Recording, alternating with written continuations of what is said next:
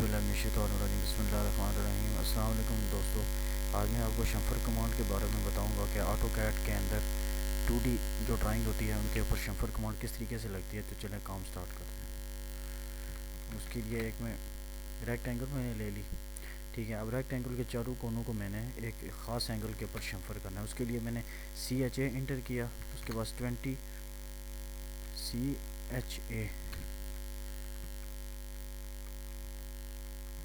CHA inter किया, उसके बाद D इंटर किया, D के बाद 20, फिर दूसरी लाइन के लिए 20 M इंटर कर दिया। उसके बाद एक लाइन सेलेक्ट की, दूसरी लाइन, तीसरी लाइन और ये चौथी लाइन। ये क्या हो गया, चारों के चारों कोने एक खास एंगल के ऊपर बेवल हो गए। अब अगर हमें एक एंगल के ऊपर करना हो तो उसके लिए CHA इंटर, उसके बाद A इंटर।